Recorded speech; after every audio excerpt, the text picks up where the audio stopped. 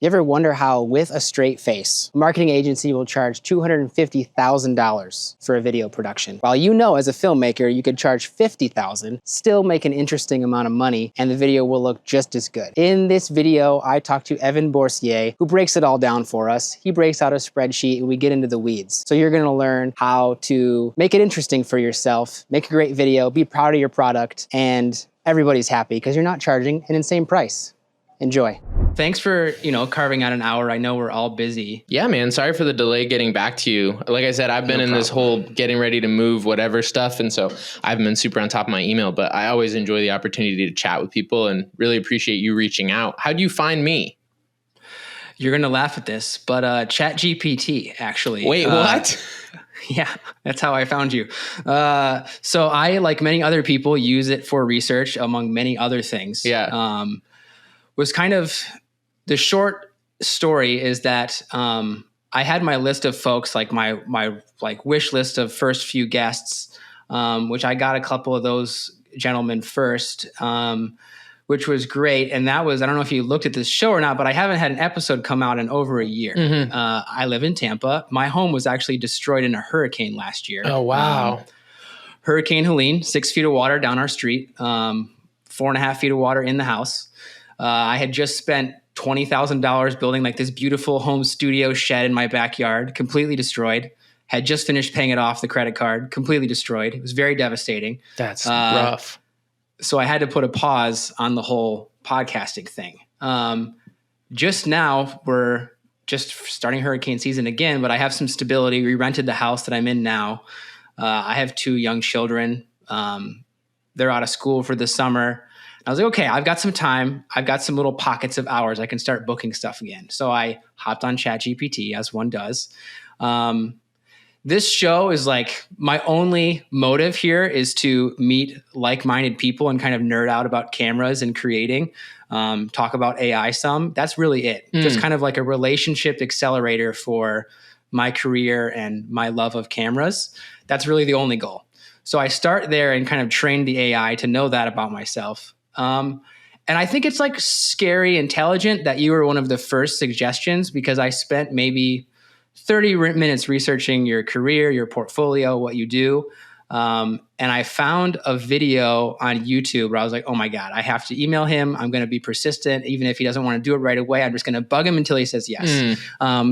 You made a video called An Exercise in Honesty on YouTube. That is just fucking phenomenal. I love it. I don't know how it doesn't have a bazillion views. I feel like it's the kind of thing that like everybody loves on YouTube. It's super authentic, super honest. I was like, I have to talk to you. That's the longer answer of it. But ChatGPT was like, oh, you need to talk to Evan. And I was, it's terrifying how well that thing knows me now, because I've been talking to it for like 2 years. It's just terrifying to me that it knows who I am. Like I've never heard of that, Like, I've played with ChatGPT, but the idea that you were like, who should I talk to? And it was like this guy. I don't know. That's cool. That's awesome though. Happy to talk about that. And it's funny because like, I don't know how far you got in your research, but I have in many ways a not dissimilar story where like I got into filmmaking 13 years ago. I got a DSLR for Christmas, had no previous experience, and was just going to figure it out. And this was like very, very early days of YouTube still, before YouTube was what it was now.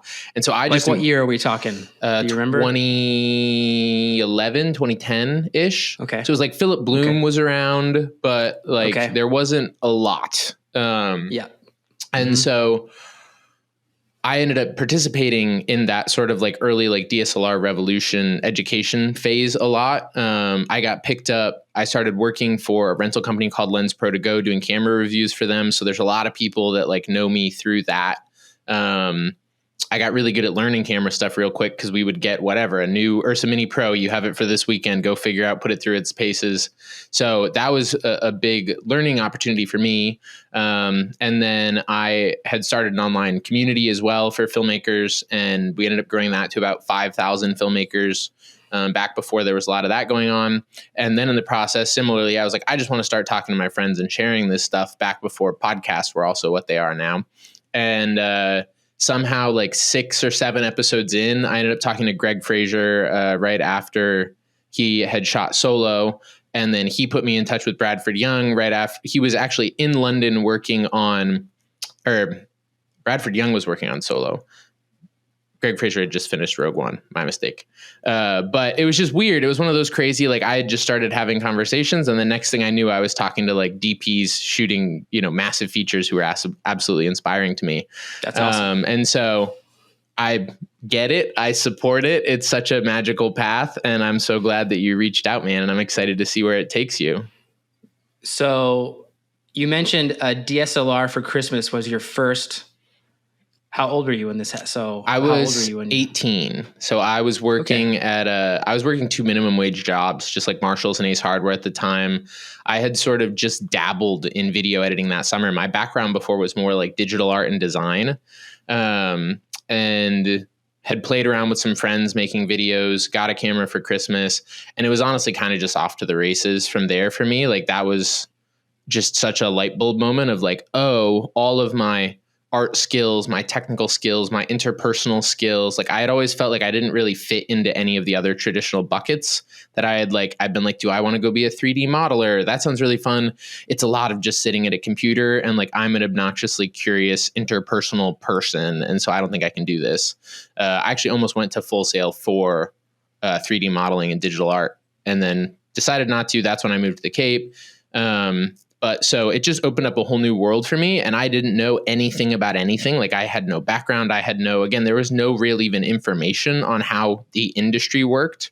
So like the first industry event that I went to was about a year later. I went to an event called Masters in Motion down in Austin, Texas, because Philip Bloom was speaking there, and he was one of the only people that I knew. It was like one of the few events he was doing in the US at the time. And immediately was in the room with like the VP of National Geographic Channel, guys who are shooting Apple commercials, and everyone's like, I'm a DP, I'm a producer, I'm an AC. What do you do? And I was like, I'm a 19-year-old kid who just got a camera and is figuring out how to make videos, and I don't know what any of those words mean, So awesome. Like I was immediately out of my depth, but just like so willing, in hindsight, so willing to show up and be an idiot. Like I didn't care. It was like, I'm just going to be here and learn. And so like even at that event, I skipped a ton of sessions to just go help people set up their breakout sessions. So I would go be like, hey, can I help you like load chairs in? Hey, can I help you like prep cameras? Because I had never been with these cameras before. And I ended up just getting in close with a lot of the people who were actually like running the event because of that. And that's a big part of, that's where I met the Lens Pro to Go guys. They were like, you learn stuff really quick and you're very articulate. Do you want to just do all of our educational content? Which was crazy because, again, I'm a year in. I have no money. I was a broke kid. Like, that's another thing. People talk about, like, trust fund kids and red cameras. I remember saving up for my Nifty 50 for $100 at the time. So it was literally just building from nothing. And then to suddenly be like, hey, this rental company, the best perk of that job was that I got full access to their inventory. And so I could just go in and be like, I want a C300. I want this. I want that. I want a boom pole. I want 2 sets of lavs. I want cinema lenses. And like that opened the whole door to me to then very quickly, thankfully, having the skills to deliver with the equipment. But that was really such a big liftoff period for me because it went from like kind of crappy early DSLR work to actually really solid work. And then that started opening doors where I went from doing some just like local direct to client work to getting called to shoot for ESPN, and that opened doors to this, that, and the other thing. And so I just kind of fell into DPing for a while after that because I had shot enough direct to client stuff that looked really good. That people were like, hey, can you come do this for us? So that was kind of the initial launch point for me, but it was this very weird sort of accidental confluence of like learning, being given opportunities to be public, being given opportunities to teach, being given access to equipment that I had no way of affording otherwise. And then just really making the most of that and those relationships and funneling that back also into teaching and making everything available for other people. Because I wasn't the only person who was like, what's a DP? What's an AC? I don't know what any of this means. And so that was really the opening for me to get into the industry, whatever that means now.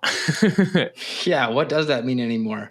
It's a crazy evolution, man, where we are now. It's so funny. Like, I want to hear your question, but just like the full circleness of like the early sort of SLR versus like cinema polarization, and then like how we've kind of come full orbit to where it's like this I feel like there's much less like clear tiers now, and it's just this really long spectrum from like UGC vloggers up through massive commercials, but there's so much stuff in the middle now of like 2 and 3 man band branded content things that are shooting on cinema cameras, but they're not like traditional big productions.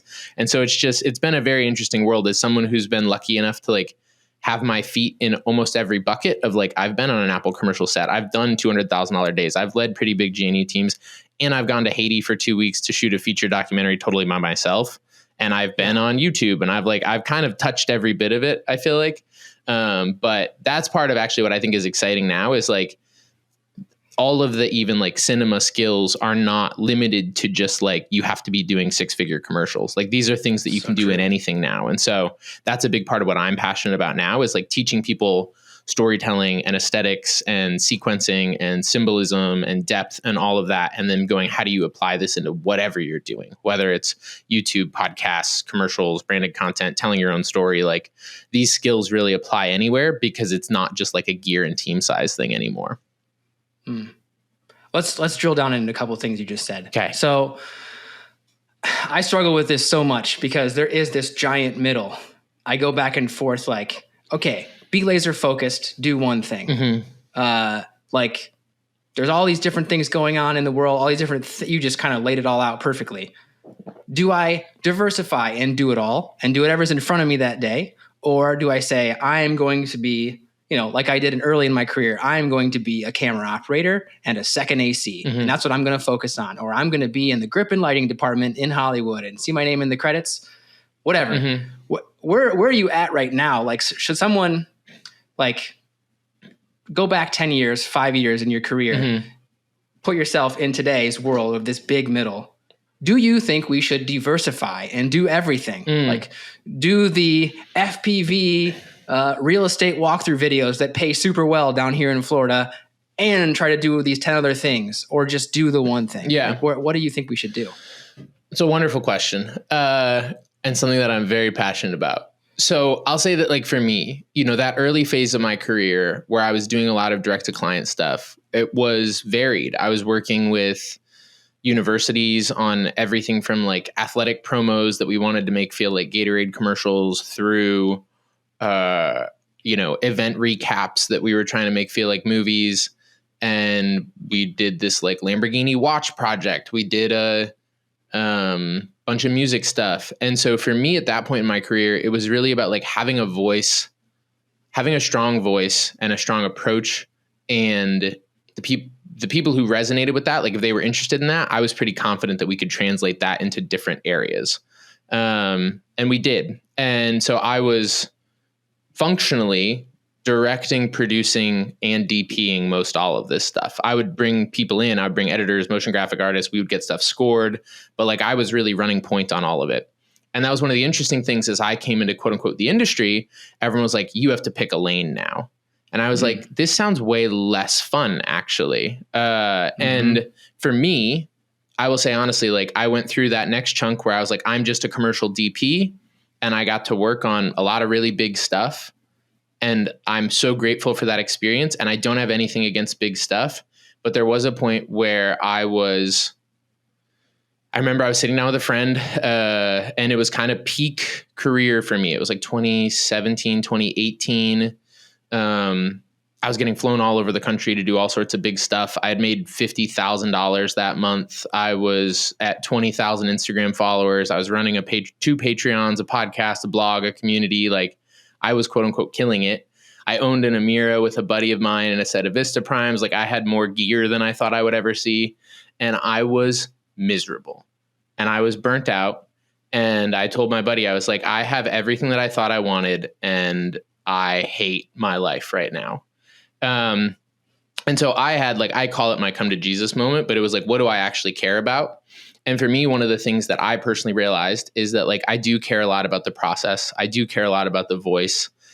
I do care a lot about, for me and my style of creativity, filmmaking, I'm stealing this analogy from a friend that I just talked to. Filmmaking to me is a lot closer to cooking than baking.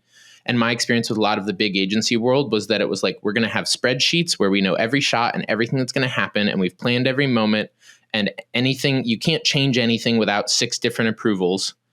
And that doesn't work for me personally. I can't do that really well. A lot of my best work, I mean, even the YouTube video that you mentioned, I literally drove out, hit record, and it's like improv. Like, we're just going to see what happens. And then in post, you know, there's a bunch of fun stuff we can do to help make it all sing. But I've never been a great scripted, hyper-scripted person, hyper-structured person. And so I was like, I need more flexibility in the process. I really, really, really enjoy being involved in earlier conversations. I was getting really tired of shooting stuff that felt like it was broken on paper in a lot of ways, because people hadn't done proper prep. They hadn't really taken the time to understand what the client needed. They hadn't really understood the story, which was another pet peeve of mine. It's like, we'd show up and it'd be like, there's the story you want to tell, and there's the story that's actually here. And now we're trying to like put words in people's mouths, and that feels uncomfortable to me. And so that was the moment where I was just like, I'm going to take a step back from everything. I shut down everything I was doing online at that point. I went to the gym. I was also 260 pounds. I had been just like, you know, agency dinners, traveling, lattes in the morning, drinking at night, stressed out and keeping up with everything. So I was way overweight. I was stressed out. I finally went to therapy and basically took like a solid chunk off. And reset everything. And then the question was coming back like, okay, what do I want to do? And so since then, if I'm totally honest, Jacob, I have been a positioning nightmare to all of like the traditional advice. Like people ask me what I do. And for the last 5 years, I can't simply tell you that. I don't have like a commercial cinematographer equivalent. Like, isn't that scary though? A little bit? It's weird. It's a weird place to sit in, but I've become more and more comfortable with it over time. And the funny thing is that as I have let go of my attachment to like the box, I've gotten more and more opportunities to work on stuff that I really care about. And so like I've been creative directing for a friend who's a musician for the last few years. And that started out as directing and shooting music videos. And then it turned into world building, and then it turned into merch design. And now he's about to sign a major record label deal, hopefully this week. And the record label was like, you guys are doing big artist world building and storytelling and all this stuff. And like, we want to basically put you on retainer to creative direct now. So it's like, hey, okay, that arguably has quote unquote nothing to do with cinematography or directing. But to me, it does, because the world we're in affects the music videos we're making. Right. And then like, I come from a design background. So like, we're working with my buddy John, who's an incredible designer, who's done tons of high level art direction. And like, I'm just dangerous enough to be of service and leading that. But like, I love that work. We did 3 projects for Johnson & Johnson last year. One started with a really big sort of high profile patient story mini doc for them on Mike Greenberg, who's a ESPN anchor, and his experience with heart arrhythmia and getting a catheter ablation. And I got called for that because they were like, our big agency wants $220,000 to tell this 3-minute patient story. And that feels a little bit much to us. And I was like, yeah, it feels a little bit much to me too, to be honest. And so they were like, what can you do?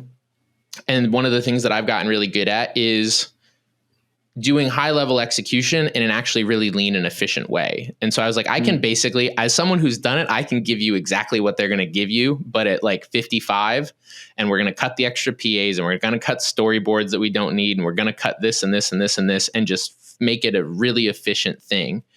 And it went really well, and they loved it. My favorite thing also about being heavily involved in the creative process and making sure everyone's aligned is that like when we sent that edit in, our client contact said, that's my first time in 13 years that I've ever received an edit that I had no notes on. And I didn't know that that was possible. And I'm just like, that's an awesome thing to hear. It's incredible. But I was like, that's the win. And so like, I enjoy playing movie is what I call it. Like I like lights and cameras and all of that. Like the set life thing is fun. But for me, I've found that over the last few years, my focus has been more, how do I make sure that everyone is set up for success, that the client feels understood, that they've been even properly pushed back on some of their own ideas? Because I think we've all been on sets where you're like, someone just didn't tell the client that this isn't going to work, you know? And like, I'm okay with being that guy in a loving, collaborative way, that it's like, we're all on the same team here, right? Like we're all trying to make a great thing. And I'm willing to push back, and I'm willing to have hard conversations, and I'm willing to make sure that the team doesn't have to get nickeled and dimed and doesn't have to wait for checks for 60 days, like all these things. So anyway, just to answer your question, I've become very comfortable with going like, for this season of my career, we're working back on like expanding the team and expanding our impact. But to me, the kind of stories we tell and the process that we use is more important than just about anything else. And depending on the project, like I've been really blessed because of that relationship the last few years, that like we did a project 2 years ago, a video game campaign, and a friend of mine was directing it and directing all the animation. He comes from an animation background. I was EPing the production, DPing on the day, and got to do commercial stills. And so it's like I worked with a PM in LA and got to like set the schedule up exactly how he wanted it, got to be involved in scripting, got to be involved in then like making sure that visuals are all cohesive, and then like let the team go to strike everything and became the commercial photographer who could match the aesthetic at the end of the day. And like, that's a dream day for me. That's a win. Like I don't have to do that all the time, but that's really cool to get to do that on a high level. And so I just say that to say that I am someone who I was at NAB and I remember people being like, are you going to be a director or are you going to be a DP? And I think that that's just it's especially now, it's a false dichotomy. If you want to go down the big production union lane, that is a real thing, right? That's like, if you want to go do $1 million commercials, you're going to pick a role and you're going to be a role in a crew. But the middle has only gotten bigger to now where doing, high-end patient or client stories for realtors could be your whole thing. And you can be whatever you want in the team that gets that done. You know, if you just want to be the sales guy, like the stereotypical I sell retainers and my team does it person, you can do that. If you want to be someone who's on set with the gear, if you want to be someone who connects with agencies in your area and just like helps them facilitate production, there's so many weird little worlds now. And I think it can be almost overwhelming to realize that there's just so much flexibility, where it used to be you get dropped into this very clear lane and you just sort of climb the ladder from PA to wherever you end up.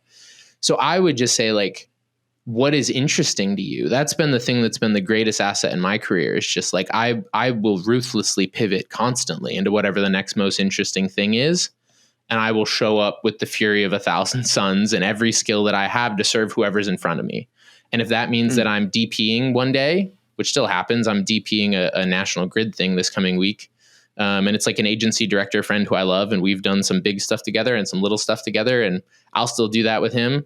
And then the next day I'm flying to Nashville and directing, shooting, and producing a mini doc on a musician. And so like, I think the big thing is just like understanding your skills, understanding what you're passionate about and what you care about, because that is one other thing that I'll just say. Something that I've seen that I find to be a very big trap. There are tons of opportunities to just make really good money out there. And I have no shade towards doing what you got to do to pay your bills. There is an attitude that I've seen many times, which is this thing, whether it's real estate videos, local commercials, whatever else, is bad. And we can do it and don't even have to try. And it's really good money. And my experience is any time I or teams I've been on show up with the attitude of like, we don't really have to try, it falls apart really fast. And it ends up being something you hate. And so that's where I'm like, if you love FPV videos, by all means, if you love weddings, if you love like whatever it is, but you're going to be deadliest somewhere that you actually care to be and care to push the envelope and care to explore and experiment and show up for those people. And whenever I get a call, which has happened, it's crazy to me that people say this out loud, but like I've gotten calls from agencies that are like, hey, are you available these dates? We've got this thing for this client. And based on their past stuff, it doesn't even have to be good and they're going to be impressed. And I was like, I hate that. I will murder you. This is disrespectful to them. It's disrespectful to the team. It's just not okay to me. And so that is something that I would just say is if I was in that position now, there are markets to just go help people run their YouTube channels. You know, that's like, there's helping people set up home studios. There's so many places that you can serve people because media has become so ubiquitous. And so it's like, do I want my fingers in the knobs and cameras and whatever? Do I want to be involved in the storytelling? Do I want to help people build a brand? Like, I feel like I'm rambling at this point, but it's just to say that like that middle has become so big that you have so much opportunity to build an identity that isn't around a skill. It's around who you serve and how you serve them. And that's the biggest shift I think that I've made is who do we serve and how do we serve them? And then on the back end of that, if I have to pull out my commercial photography hat, if I have to pull out my DP hat, if I have to pull out my design hat, we can do that. But the main thing is finding relationships with people I care about who care to tell deep stories, and how can we serve that is sort of where I've come to with it. Let's double click on one thing. You mentioned you can take a $250,000 budget, do it for 50, looks amazing. Mm-hmm. I think that there's a ton of that stuff out there. Tons. If you don't mind, for a minute, can we go into like, where does that money go? How much is in the production for you? How much is in the post? What's the crew size looking like? Like, let's talk about that for a second. Like on the $50K project, you're saying? Yeah. Like if you can go to somebody, like, cause I agree with you. And I think some people that will listen to this will be like, oh yeah, I agree. There's I see this all the time in my corporate video world that I'm in right now. Mm-hmm. 250 is nuts. Why would you go pay an agency that when we can do this for 50 and it's going to look exactly the same? Right. So like, let's talk about that for a second. Totally. I'm seeing if I can actually just pull up our actual budget real quick. And yeah, so I mean, okay, a few things that I would say to that. And there are people who are going to immediately get this, and there are probably people who are going to be like, what are you talking about? There's a few big things right off the top. One of the most expensive things that a lot of people are paying is they're paying 7 people to sit on every Zoom call and do just about nothing.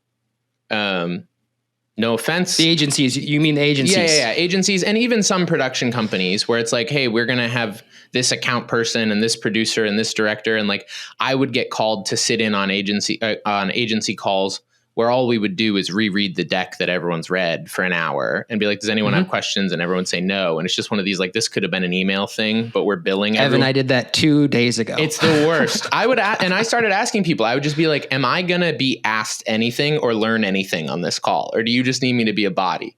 And there are times that you just have to be a body. Again, I don't want to be pedantic, but these little things do add up, especially when you're dealing with like high value, high skill people. But that was, one of the big things going into this project was like, we only bring in who's necessary in any point of communication. And then we try to have a really tight funnel all the way from initial sort of client acquisition through post. Because one of the other places that I find you get a lot of slack is like you have an account person who pitches something, a creative and a budget, and then that gets handed to someone else who then tries to make a deck, and then that gets handed to someone else. And it's like a big game of telephone. And then by the time you get to post, the client is still remembering that first account person conversation. And they're like, this doesn't look like what I thought I bought. And so for me, like at this phase of where we're at, I'm generally that person that it's like, I'm going to be the spinal cord that goes from like all the way from initial budget mission conversation through creative iteration, through production, whether or not I'm on set that day, through post, I'm going to be doing quality control and making sure that we're aligned with client values, whether or not I'm physically cutting anything. And like that continuity level is actually really important because it also saves time, revision, calls, getting everyone lined back up on the same page. So we aim to take all the slack out of the process, basically. And another big thing to me is just like understanding how to communicate in a way that you can lead creative teams well, focusing on what's actually important. Because I've also been on a bunch of calls where we're just talking about stuff that you're like, this is never going to matter on the day. This is like, we're going to have to do what we're going to have to do. And we're just majoring in minors right now. So that's a whole thing.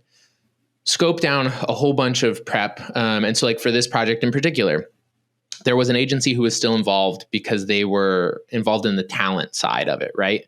And so they would ping us for things once in a while.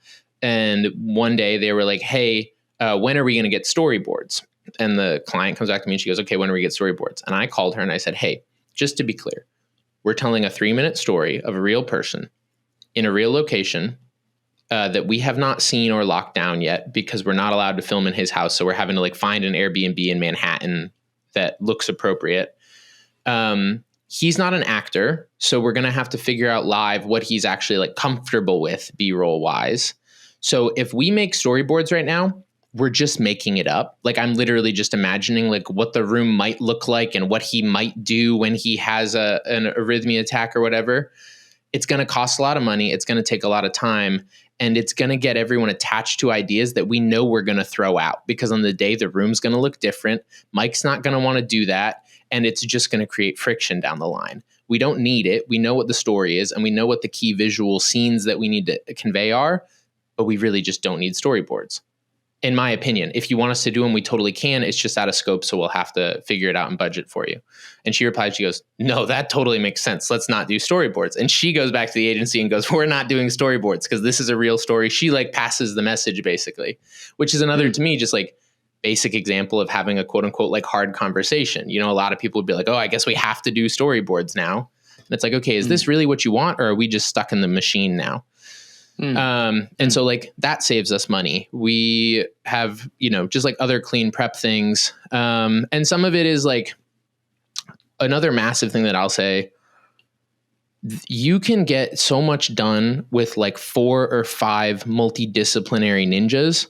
Like I've been on so many sets where we have 12 people who are mostly doing nothing. And at this point, I'm really grateful to have friends who like on this shoot, my friend Dan Peck, he's an incredible gaffer. He's just like an all hands on deck kind of guy. Quentin, who's my friend, who's a really high level commercial DP, is very happy to help set up lights and like make sure everything's good.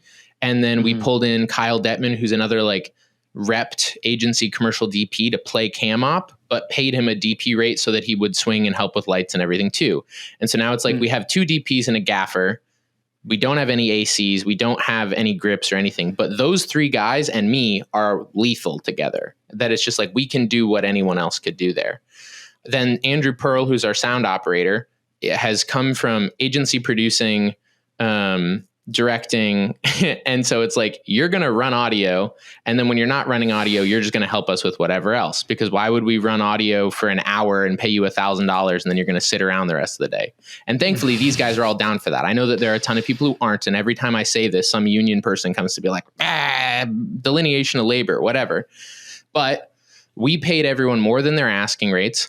We got the whole shoot done in 5 hours. We did their $220,000 production on Venice, FX9, RE Signature primes, a full grip truck. It was beautiful. And we didn't have a crazy crafty spread. We had 1 PA who was helping with snacks and waters and all of that, like still making sure everyone's taken care of.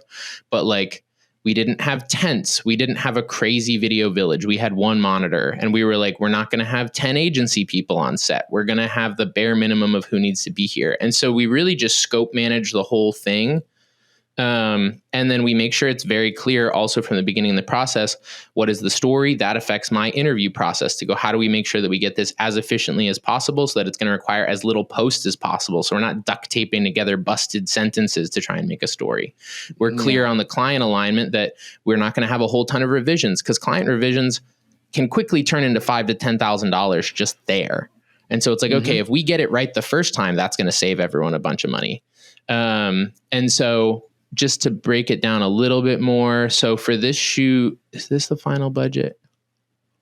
Yeah. So the biggest unexpected cost with this was because we had to rent a location, because we couldn't use an actual house, and because it's, I'll just say, like a higher profile individual that you can't throw in a normal Airbnb and have it feel real. It's like you have to get something nice. That Peer Space rental was something like $9,500 for the day. And then we had to put down floor coverings, which was another couple $100. It ended up being basically like $10,000 for the location. So that was oddly like probably the most expensive thing. And I will also say, like, talent costs and everything are totally separate. This is just our side of like creative production and post. Right. And that stuff's honestly much higher. Another thing that you learn very quickly as you get out of just like the production world is like, oh, talent and ad buy and agency. You think this is like a $50,000 thing. It's really probably a $500,000 thing still, but the production part of it is just a relatively small chunk. So then crew and gear, we spent $12,000 for the day. And that was between quote unquote DP, operator, gaffer, sound director, and a PA. Camera gear. It was $1,833.75 in lighting. It was about $3,000, $3,500, $3,000 in camera side equipment. We had $5,000 for editing, $1,500 for just like separate post producing. We did some transcripts and whatever. And then it's like parking. We all went down and stayed down there the night before because it was a really early call in New York City. So we grabbed an Airbnb, hard drives, all that sort of stuff. So this is the crazy thing. And it's the thing that I'm almost scared to admit out loud, if I'm honest with you, Jacob. So we did it, right? And like crushed it by all of their accounts. Our hard costs were only $25,000 inside of all of that. Like, it's not like we were absolutely up against the budget even. It's like, that's still a pretty profitable project in my book. So there's just so much bloat that happens on these things. I literally don't know where the money goes on the 220,000. Like, the agency's probably walking with 150 and then giving the production company 50 and then whatever else happens, you know? But that's been a really big passion of mine. It's just like, guys, we can make really great stuff because it's the stacking of margin, right? Where it's like the team's trying to make margin, the production company's trying to put 30% on it, the agency's trying to put 50% on that. And then you keep going up and all of a sudden you're like, we spent $200,000 and the actual spend on the day is probably still $25,000 because it's just getting multiplied by the people middlemaning it. And so that's part of why we've aimed to really just reduce a lot of middleman slack. We still work with agencies. I have no beef with agencies. I love working with creative people and helping them solve production stuff. But I'm also just very okay being transparent with clients about like, this is probably why your stuff is so expensive. Yeah. I mean, thank you for taking the time to kind of go through that. I think you mentioned, that there's a ton of value to what you said, that I think you called it a creative spine to go through the process from front to back. My question is, do you feel like I believe that there is a ton of value to your skill set and your experience and your background of being able to identify the problems, kind of do the job of multiple different layers of like safety people. Mm-hmm. Do you feel that you are fairly compensated for that skill set that you've built over 10 plus years? In this specific example? Yeah. In this example, I would say yes. I mean, I'll be totally honest with you, Jacob. I could definitely make a lot more money. Sure. And even if I were to push this more, there's plenty of opportunity there. And from a value provision perspective, we have probably still been skewing on undercharging, if I were honest. Like, what we actually deliver compared to what they're getting and all the hats that I'm able to wear is low. For me, it's been this period still of going like, I really want to prove the concept and really build some really strong relationships. I'm willing to give up $5,000 to $10,000 here or there because in the long run, that's going to be way more valuable. And so we did that project. We hit a home run. We got called back and they were like, we need help doing an event video in Dallas. And our event videos are always really corporate and dorky and we hate it and the people don't care. And how can you help? I was like, well, honestly, I got to tell you, I'm not going to film an event video personally anymore. Maybe I'm pretentious, but it's just like not high priority and based on where your budget's at. But I know like 3 people who would be great. And so I once again was like, help me understand the event, help me understand the mission, really lined it all up for them, set them up with a team, got the whole thing done, managed post revisions for them. Like I did like the first 3 rounds to be like, okay, let's get this to something really happy. Sent it to them, basically no notes. They were really happy. Then they call us back a little bit later and they're like, hey, we have to do this other thing. It's like a round table now. How can you figure that out? And so then it again becomes a whole fun new creative process of, finding locations. Are we going to use this hotel? We have this little window of time with the talent and a doctor. And we produced that. And after that shoot, which was another just like crazy day, but went really, really well. They had this like cocktail mixer thing for the company. And they were like, we would love for you to come down there. And the 2 people who were my client direct contacts were basically, when you're getting like schmoozed to someone's boss. And it was really comforting, I will say, to hear them go, Evan's a wizard and we don't really understand what he does. But every time we call him, it works out incredibly. And we have not worried about for a second on any of these projects that anything was going to go wrong. And that never happens. And I was like, oh, that's what I actually do. Again, back to the understanding the value you're providing. It's like we have a weird thing that we know has to happen somehow. And there's creative implications. There's communication implications. There's, we had to learn all about AFib and the legal implications of what you can and can't say going into that interview too, of like pharma stuff. And so it's like, I'm going to learn all of that. And so it's building that deep relationship. But as you build that trust, I find that that's where also when we went into post on that roundtable, we were literally told, please do whatever you want visually because we don't want it to feel like pharma and corporate. We want it to be human, and you have total creative control on post. And I'm like, these are the relationships that I want again. And so like at the end of the day, my goal is not even to like maximize profit. It's like, as long as my team gets paid well, if I can take care of our people, if I can take care of the clients, and like I don't have to worry about rent or putting, guac on my Chipotle, then I'm happy. So for me right now, if I'm totally honest, it's the biggest mission has just been getting more consistency in that tier of work, because a lot of it does exist, but it's a murky thing to find because so many of those clients do have big agency relationships. And so figuring out how to get in the room and get them to understand that you're like, hey, we're not a traditional production company or agency. We're also not like a one-man band videographer. Like there's 13 years of big commercial production and creative experience here. But like weaseling into those relationships has honestly been the trickiest thing. But every time we've got them, we've hit home runs. So that's where I've been like, I will show up as much as I can to just prove being trustworthy, prove the ability to handle this. And then as those relationships grow, we'll see. But, to me, it's like, I've even wrestled with that where it's like, there's some models that say like, oh, well, if you put yourself down as like a producer day and a creative director day and a this day and a that day and a whatever day. And I personally feel like if I made 20 grand that month to wear a bunch of hats, I don't really care how the day rates break out, man. Like right. I'm okay, And so it's just sort of a question of even how you think about the finances of it. And we've done a lot of things to build systems that create a lot of financial freedom in the business, both from like a gear and asset perspective and a budgeting perspective. So like, to me, as long as there's no financial stress, I'm not really overly worried about like, am I getting optimally compensated? I think that's a healthy way to think about it. Keeps you sleep well at night, probably. Dude, sleep like a baby. Do you edit? I do. So that's another thing that like I avoided for a long time. Cause like when I was in DP world, it's like, well, you can't be an editor. And then, I would always go like pull quick cuts from things, right? Because like I would want to see the footage at the end of the day. And so I'd take a copy of the footage and I'd be like, I'm going to go do a little micro edit and like do a color grade. And then agencies and companies started asking me to do actual grades.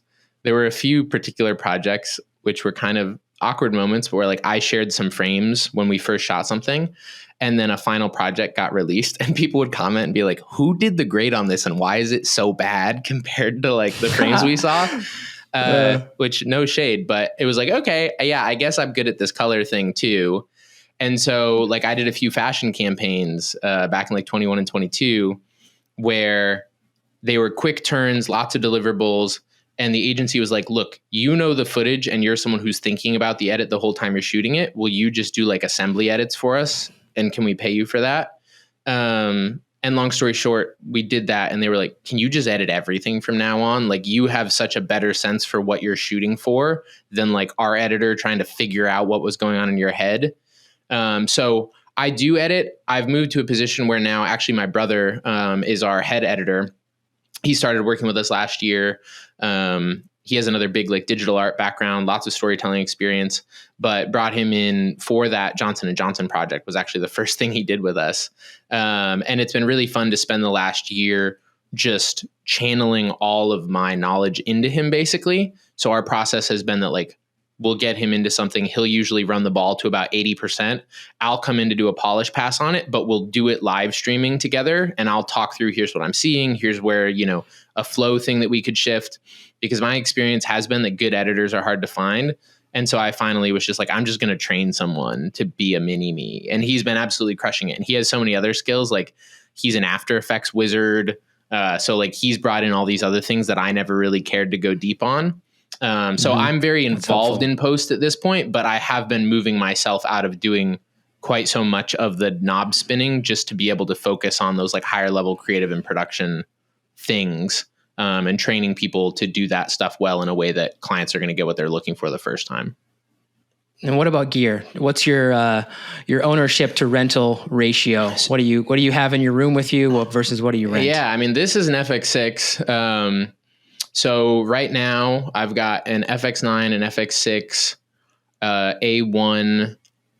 I've got a bunch of stuff. I mean, I've got a little Ronin, I got a Movi Pro, I've got an Inspire 2, I've got like an Aperture 600X, a 300D, a pair of Titan tubes, a bunch of modifiers, a 6x kit, some C-stands. And so for me, the strategy for the last few years has been have everything you need to cover your bases on a lot of like relatively basic stuff if it's going to be like a 2 or 3 person thing. So it's like, okay, we have 2 cameras, we have stabilization, we have the ability to do aerials, all of that.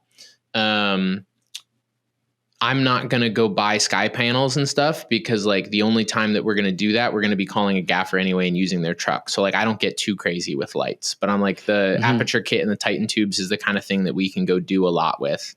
In the past, like beginning of my career, when I had no money, I just rented everything. I would sell a project and be like, okay, we got $5,000. I'm going to go rent 5Ds and lights and whatever else. And that worked out for me because I just didn't have capital. So I think that's a really good option. And honestly, it can also be a good option because it does, instead of focusing on like optimizing your gear, you get actually really good at having diagnostic and sales conversations and like getting appropriate budgets and then applying appropriate tools to that thing. And so that was a really valuable early skill for me. Then as I transitioned into commercial DP work, you know, it's like everything's getting rented by the agency or production at that point. So I didn't own as much. I had a Mira package, an Aria Mira, which was the best investment I ever made, I will say. Me and my buddy Quentin. Why is that? Because we bought it. So we bought the Amira, which I think retail on it was like 70. And at this point it was like 2 or 3 years old and we got a really good deal. We paid like $33,000 for it, I want to say. Me and a buddy split it. So it was like 17 grand each we put in. And we made the deal that any rental income, we would just split down the middle. And if we had a date conflict, whoever could get more money from it would take it. The other person would still get their half, but they would have to rent a camera. And that was sort of our running deal. The great thing about this was him and I were both at this perfect point in our career where we were doing a lot of this like ESPN, Golf Channel, branded content stuff, where people were trying to step up from like using C300s and stuff.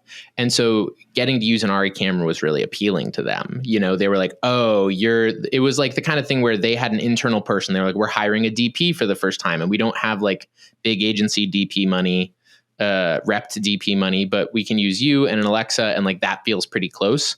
So that worked out really well. Before that, I had briefly owned a red Scarlett W and nobody wanted to shoot on that thing. Everyone was just like, I'd rather shoot on my C300. I don't really want to pay for it. You know, the FS7 was really big. And so it was just like, it wasn't an appealing enough camera for people to want to throw budget at it. And it was a camera that depreciated like a brick. So I think I bought it for like 22 and I sold it like a year later for like 12. And I probably rented it for like $3,000 in the meantime. And so I just like lost money on it. The Amira was already at this sort of like sweet spot of depreciation. And this is something that I actually really want to teach people. I've done this workshop once, but I'm planning on doing it more. So if you're listening and you want to learn about gear hacking, there's a whole strategy here that I use all the time on all sorts of gear. And it's the way that we made a ton of money in the Amira. It's a way that every Leica camera that I've owned, I've made money. I've gotten paid technically to have. I had an O'Connor tripod that was $10,000, $14,000 retail. I had it for 3 years and its depreciation was $750. In the meantime, I rented it for a couple $1,000. And so it's like, there's this whole world that I think a lot of people don't fully understand. But so anyway, long story short, the Amira, it was perfect. We were busy. We were both in our heyday. And so in 2.5 years, we rented it for $140,000. And then we sold it for $29,000. So it cost us like net cost for 2.5 years was $3,000 on a camera that we could rent for $1,000 a day. And it just went gangbusters. And so we each put in 17, we each made back 80, you know, and got 15 of our original 17 back or whatever. So it was just like, it was so much fun too. That was my favorite camera I'd ever owned, but financially it was just like an absolute crusher. That's awesome. Okay. I want to make sure we cover this because I want to pick your brain on this topic. Generative AI. Oh boy. Excited, scared? cautiously optimistic? Where do you land on this right now? This is Jacob. I don't have a hard out, I'll say, but I want to respect your timing. This is such a big conversation. Hell yeah, it is. It's terrifying. Okay. And also exciting. Yes. Here's a few things I'll say.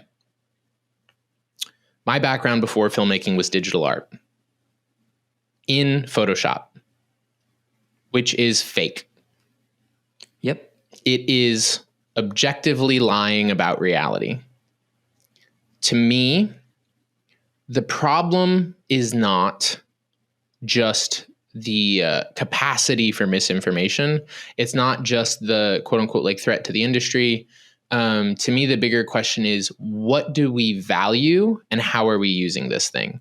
Because like for me, I'm a big fan of tech. I'm a big fan actually of my FX6 not being an Amira because it's lighter, it's faster, it has built-in variable NDs, like it has all these things. I'm not anti-tech. I'm a big fan of the select subject button in Photoshop because I used to spend hours pen tooling out every little frame of something. And so like tech is incredibly valuable. I'm a big fan of generative fill in Photoshop. We've used that to do all sorts of fun little things. I'm actually working on writing a Substack article on this, which is probably going to come out tomorrow. So the tech is cool. And like CGI has been around forever too, right? Like we've all seen movies with dragons and dragons aren't real in the traditional sense, but like there's no existential crisis about that. I think there's a few big things inside of that though. One of the big questions is, what are the values in how we are communicating? And so for example, the other day, Tuesday was my sister's 22nd birthday, and I made a video for her collecting messages from a bunch of friends and family, old and new, and packaged it all up inside a fake charades tutorial.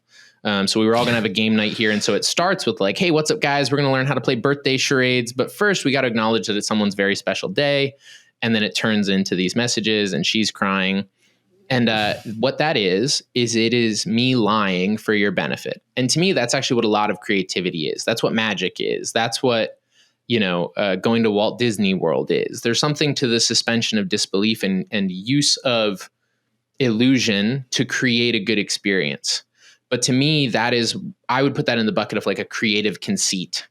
So we have a world, we have a framing device. So it's not just, hey, here's messages from people who love you. That is sat inside this conceit of pretending to be a YouTube video that gives you this fun little emotional surprise, right? But I'm lying in your best interest. I'm not doing anything to harm you or take anything from you. I'm not trying to manipulate you. I'm actually lying to show you more love.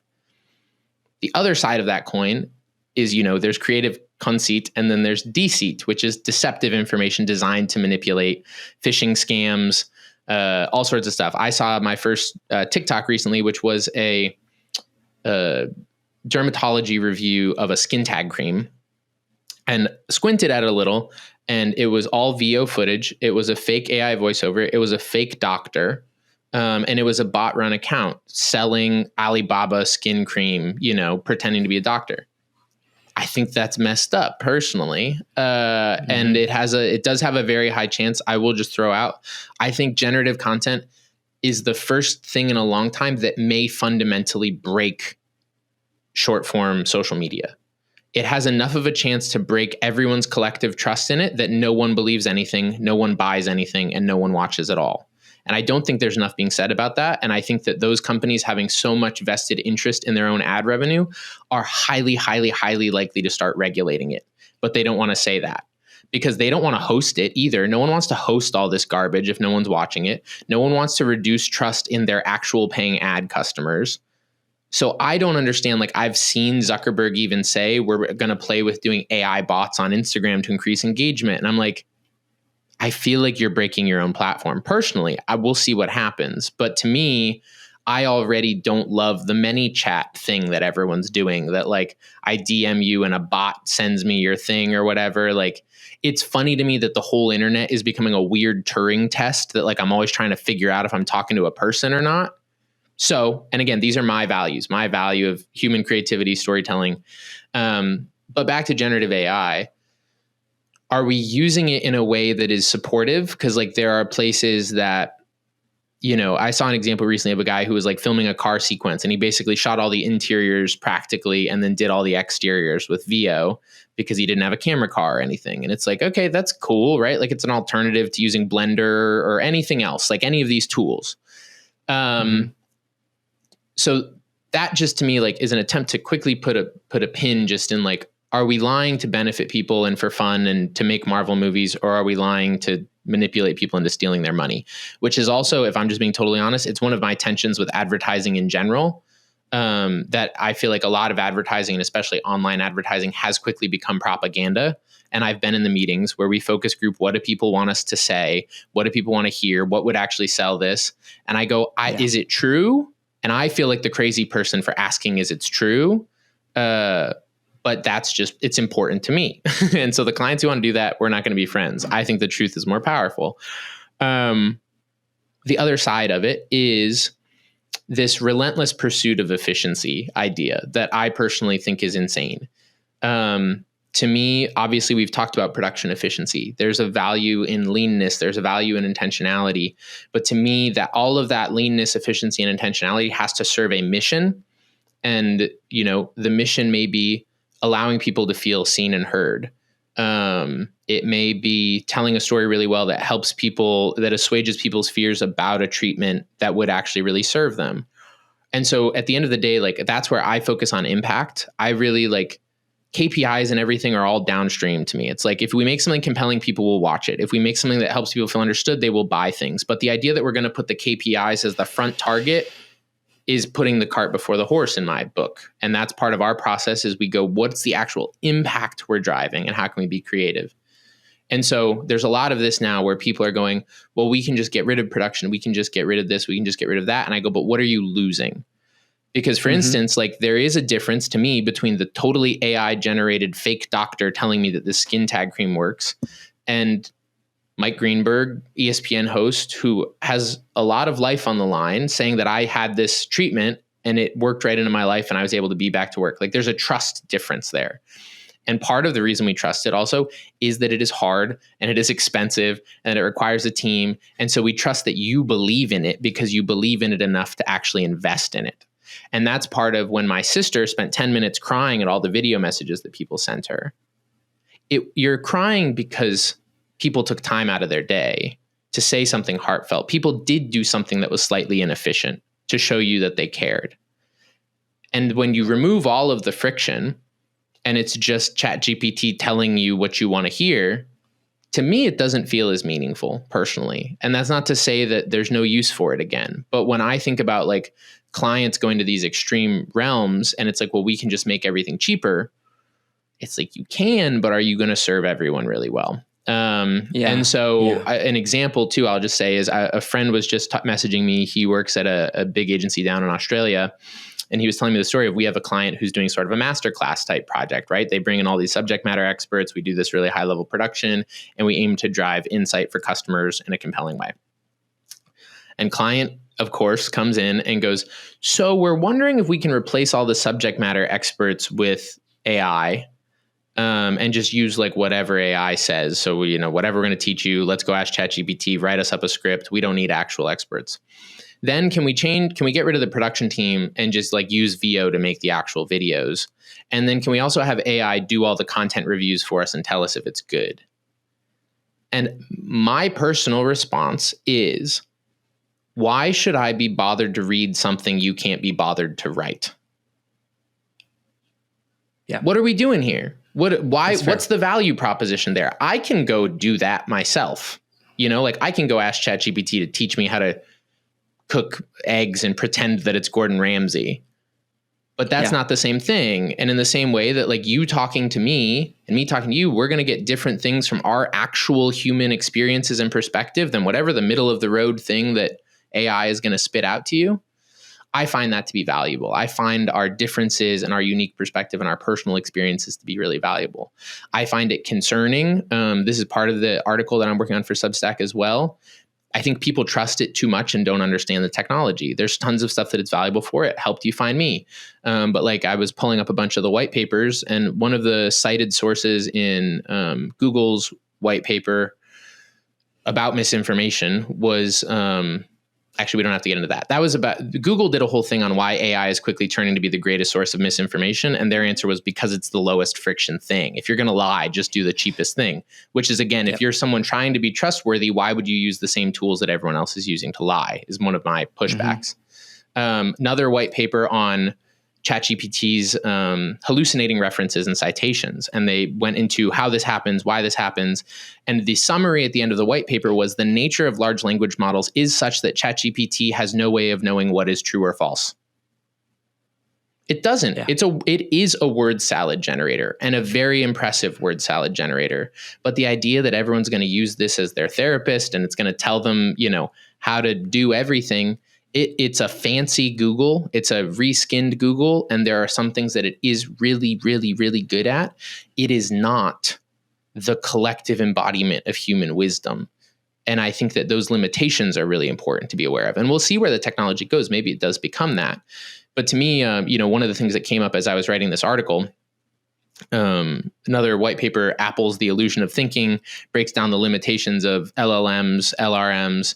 And their conclusion was that across low complexity tasks, LLMs are highly effective. Across medium complexity tasks, LRMs are slightly more effective, which is not to say highly effective, but more effective than LLMs. And across high complexity tasks, both models quickly reduce their success rate to 0.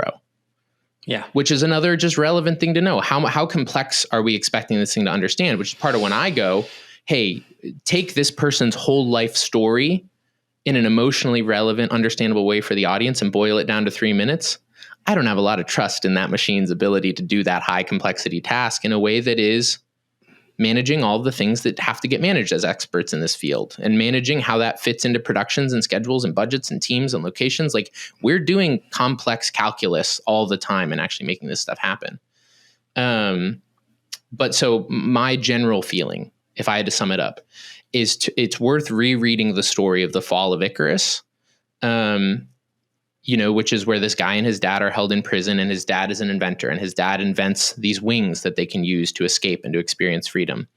And the one thing the dad says is, this is a great technology. This is a powerful technology. If you take it too far and you fly too close to the sun and you trust it too much, you will fall and you will die. Yep. AI is incredible. It is incredible. It is not God. It is not genius. Understand the limitations of the technology. Understand how you can actually use it in alignment with your values and your mission and where it can provide insight. And don't fly too close to the sun. And everyone's going to have to navigate that on their own at this point. This is the world we're in. But that's my biggest just pushback, is like the guys who have trillions of dollars invested in convincing you that it's like a genius. Don't believe them too much, but try it, and then learn more about the limitations and figure out how it fits in. So that's kind of just, I guess, like my summary of where I'm at on it. It's a cool tool, and tools that I'm personally not rushing to integrate into our workflow because we just see too many issues with it. I mean, I asked it to review a Substack article recently, and I pasted in the text.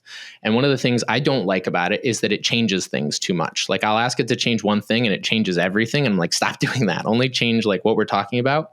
But so I switched to asking it, instead of changing things, I was like, can you just summarize any typos or errors? Tell me where they are and what they are, and I'll decide what to do from there. And so I paste my document in, and it starts giving me notes. And it's like, this sentence should be this. This sentence should be this. And none of these sentences are sentences that exist in the article. And I go, what are you talking about? And it was like, oh, you asked me for notes. And I go, yeah. Can you show me what you're giving me notes on? And it said, oh, it's from your file, yada, yada, yada, .txt. And I go, show me where I uploaded a file. And it goes, oh, you're right. You didn't upload a file. I made up a file based on what I know about you and what I thought you were asking me. And I'm giving you notes on my made up file.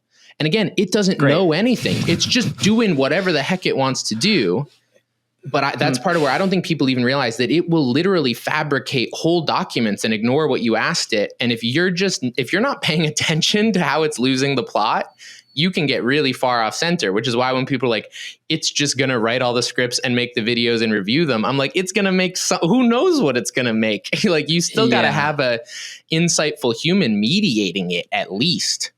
But like, I think what you said. Sorry, go ahead. sorry, go ahead. No, I was going to say what you said about Instagram and influencers, I couldn't agree with more. I think it's going to break those platforms. I think it's going to break this like influencer selling you model completely. And what I see in the corporate content world is it is elevating and making the agencies and everybody think about like, what is authentic? How can we make this more human? Because they fully recognize, I need you to buy this thing. Right. What is going to make you buy this thing?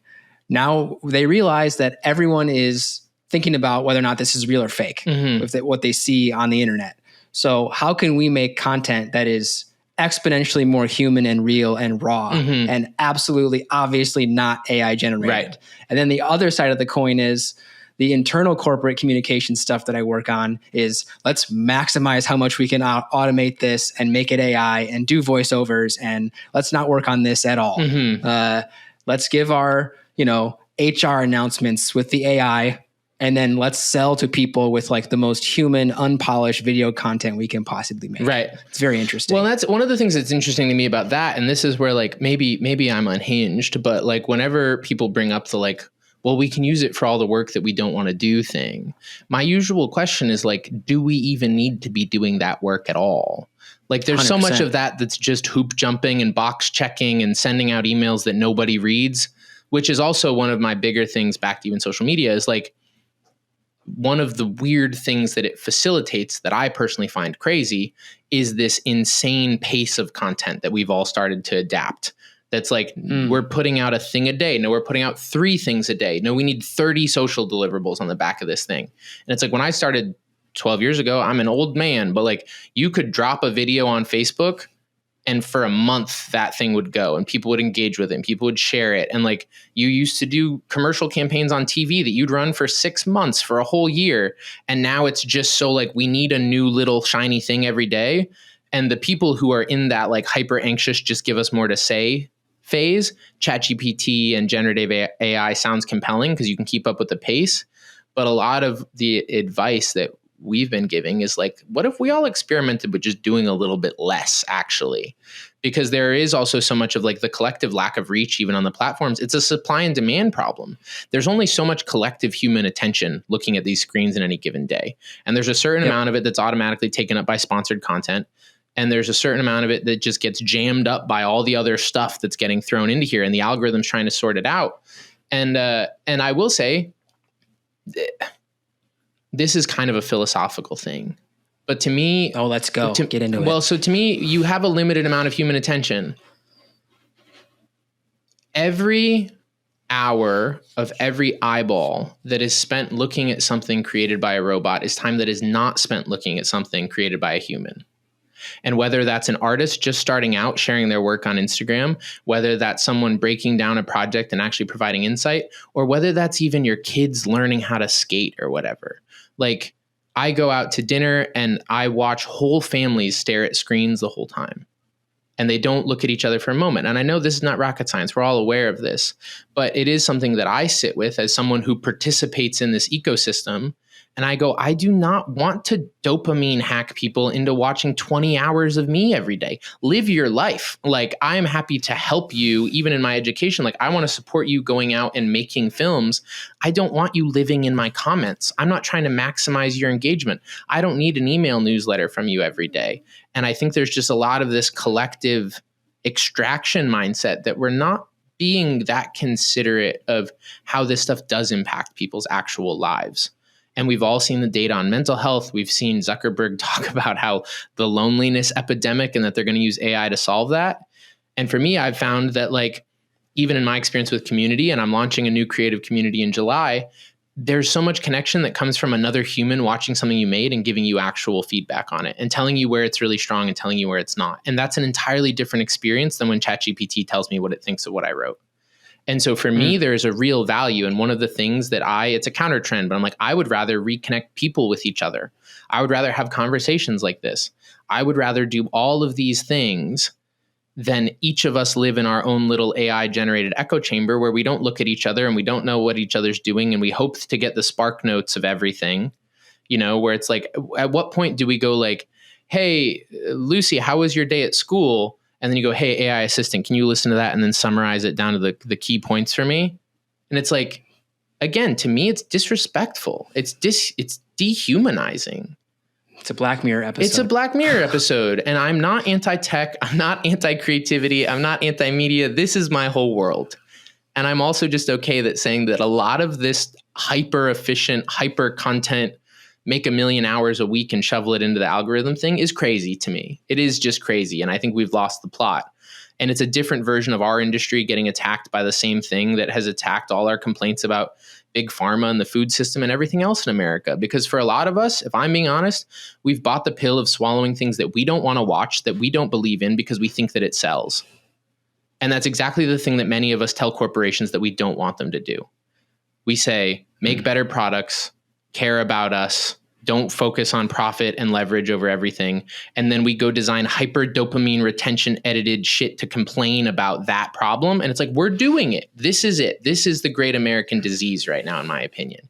And my hope is that at least some of us can collectively take a deep breath and go, how do we get back to providing actual value and taking care of our communities instead of just feeding the frenzy of rage bait and anxiety and all of this crazy stuff and emails and emails and emails and emails, and do things that actually go back to driving human connection, to driving people back into their lives. Because humans who are actually engaged in their lives and are actually thriving are also the people who buy things and show up at events and don't just off themselves like 1 million men are going to this year. Like uncomfortable stat, 1 million men are going to kill themselves this year. And part of that is because they're all hyper isolated and they're listening to everyone go, here's the 7 things you're doing that are why you won't be a millionaire by the time you're 32. And you really though, like that's hard. 100%. Like that feeds that stat. And that's part of where I personally don't care to participate in that because it feels like fentanyl dealing to me. It works. It makes money. People will watch it and it's insane.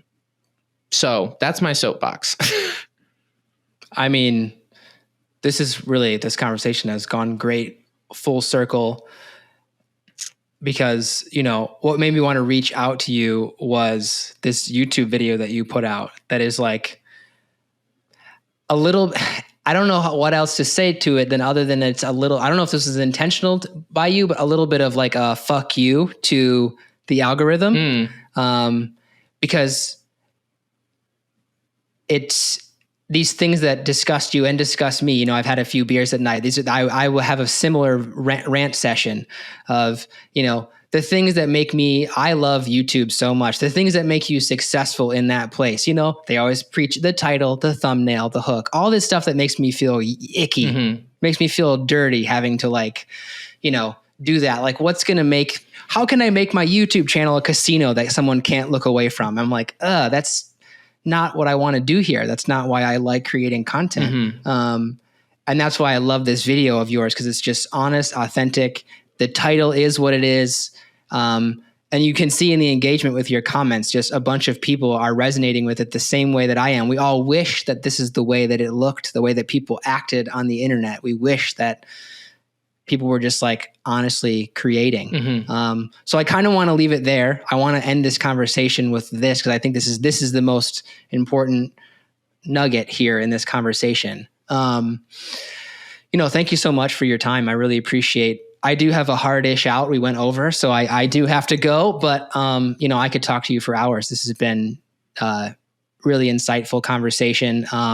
So many other things that I wanted to talk about. We didn't get to nerd out about cameras. I really wanted to go in the weeds with you about a couple camera things, but maybe you just have to come back. I'm so down for a part 2. I'll just say, and I want to let you go, but I so appreciate you, Jacob. Like I really appreciate how you show up and the questions you ask and just like the intentionality and willingness to dig in there. And I don't see a lot of people doing that. And I'm always inspired when I see people actually putting that effort in myself. And that's part of how I aim to show up and show people that it is an option. You just don't have to play that game that way.